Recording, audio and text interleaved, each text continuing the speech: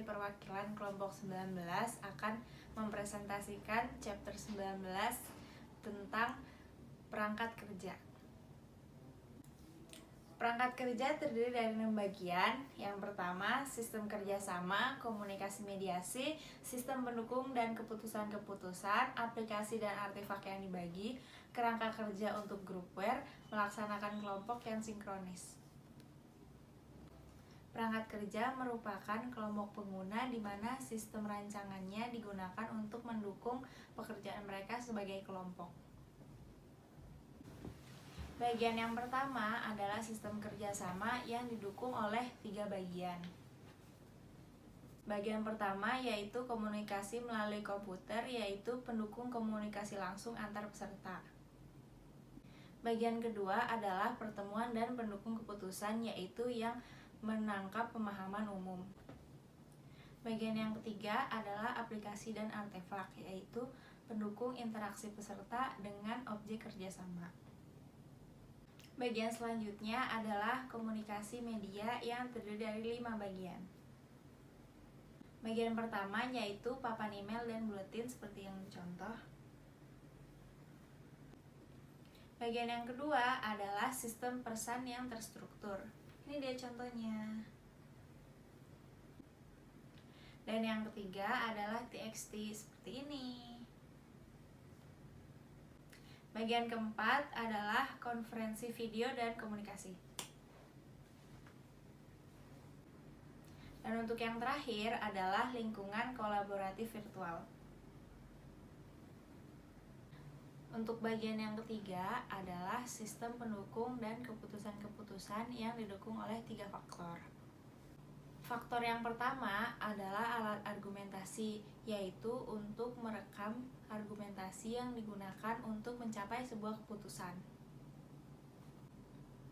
Untuk faktor yang kedua adalah ruang pertemuan yang mendukung kelompok untuk bertatap muka dalam setiap pertemuan. Faktor yang terakhir adalah permukaan gambar yang digunakan untuk pertemuan desain jarak jauh. Bagian keempat adalah aplikasi dan artefak yang dibagi, yang dimana terdiri dari 6 poin. Yang pertama, visi bersama, sistem jendela bersama, editor bersama, sistem pemulihan bersama, buku harian bersama, dan komunikasi melalui artefak. Bagian yang kelima adalah kerangka kerja untuk groupware yang terdiri dari 4 poin. Untuk poin yang pertama adalah matriks ruang atau waktu dan kerja asinkron. Contohnya. Poin kedua adalah informasi bersama. Tada! Poin yang ketiga adalah mengintegrasikan komunikasi dan pekerjaan. Contohnya seperti ini. Dan untuk poin yang terakhir adalah kesadaran. Ini dia contohnya. Nah, sampailah kita di bagian yang terakhir, yaitu melaksanakan kelompok yang sinkronis, yang terdiri dari 6 bagian. Bagian yang pertama adalah umpan balik penundaan jaringan. Yang kedua, arsitektur untuk groupware. Yang ketiga, arsitektur jendela bersama. Keempat, umpan balik dan lalu lintas jaringan. Kelima, toolkit grafis. Dan yang keenam, kekokohan dan skalabilitas.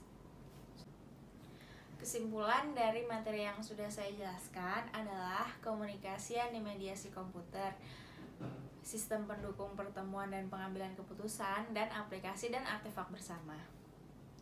Harus selalu mengingat pentingnya komunikasi melalui artefak karena akan ada kemungkinan aplikasi yang tidak menyadari kolaborasi digunakan oleh grup. Itulah presentasi mengenai perangkat kerja.